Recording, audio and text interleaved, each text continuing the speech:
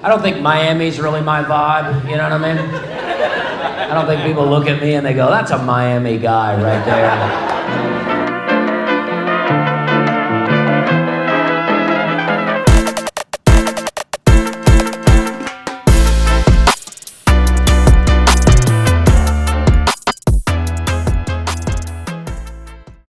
I never really thought of Miami as a place I wanted to go and perform. People have told me for years and years and years, they're like, oh man, it's like a whole other country down there. They don't even speak English down there.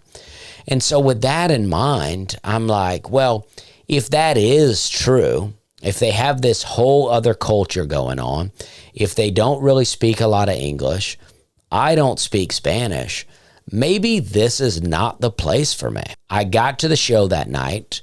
It's me and Alec Parent. Alec opens for me a lot. Alec had been there a couple of times already with various other headliners. And the host is a guy named Carlos Hernandez, right? And Carlos comes in, and he's the whitest looking dude that, you know, he's just a white looking dude, but he's very Latin, talking about not being white. And it's just blowing my mind.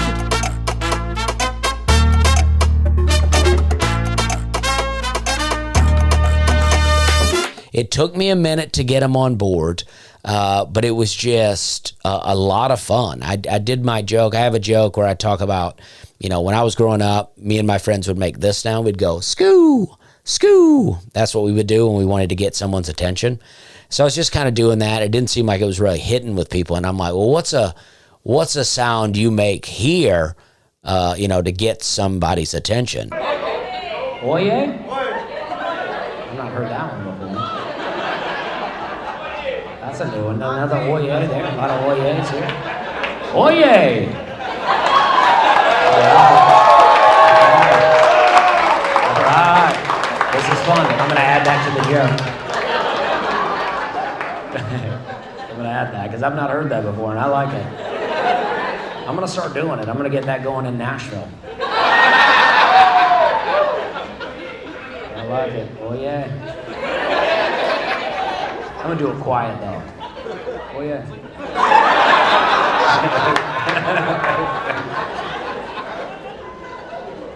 I'm going to start using it to respond to people. They tell me, I go, oh, yeah. By the end of that show, at one point, the whole audience does, oh, yay! And it's like, I'm like, oh, man, I am loving the Latin vibe.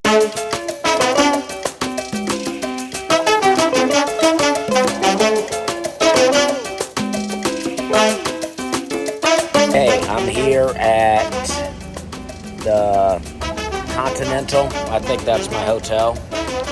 Palm trees, Miami. I'm here at this place. Yeah, there you go. Intercontinental, I think is what it says. It's backwards when I'm reading it on my phone. But about to make my way into Miami to try to see a bit of the city. We went down to Little Havana. They say it's pretty touristy, and I could see that.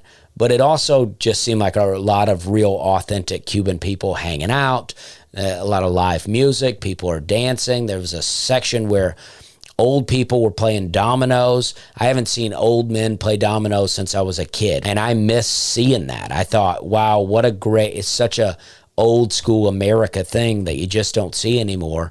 And there it was in Little Havana, and apparently you have to be like 55 in order to even get in. I mean, I just love when people have a culture about them, and that culture is fun, and they're welcoming to other people, but they're also, you know, like respect what we do here. Like the guy, I went into the store, he owned the store. He heard me say, this is the kind of shirt I'm looking for. And he goes, you're looking for a shirt like this? And then he took me to the section. He goes, you're a large? And I go, I'd like to see a medium. He goes, no, you're not a medium. he goes, a medium would look, he goes, I don't even know how to say how it would look.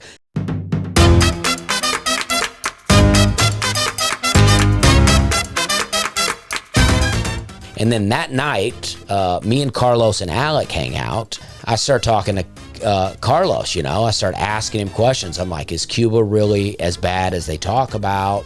And he says that his grandmother still lives in Cuba and that she has a grocery list, like a government-issued grocery list, where that's all the amount of stuff she can buy from the grocery store. So they can, like the military, the government can show up to your house, and if you've got too much groceries, if they decide you have too much, they'll take it.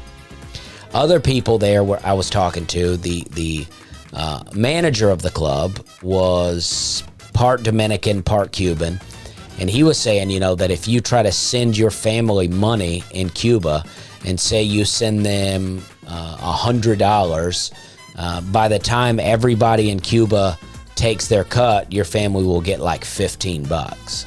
And then the only sport is baseball. I thought there would be some soccer. He's like, there's no soccer. There's only baseball. But he says baseball players all the time, they'll go to some other country to play, and people from the team will defect and run away.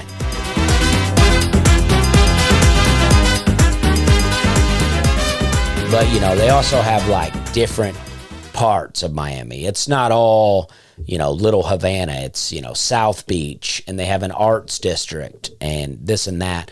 And I think South Beach is probably not my vibe. That's probably where there's more big money at, probably a lot of Lamborghinis. And the thing about Little Havana that I liked is it reminded me of like even parts of Brooklyn when I would be there, like where it's just like, it's not the hipster part, it's just where regular people are living. Mm-hmm. And it's just like that kind of vibe to me, where it's like you're in a city, and this is obviously some city strip here, but for the most part, it's small town people living in a big city.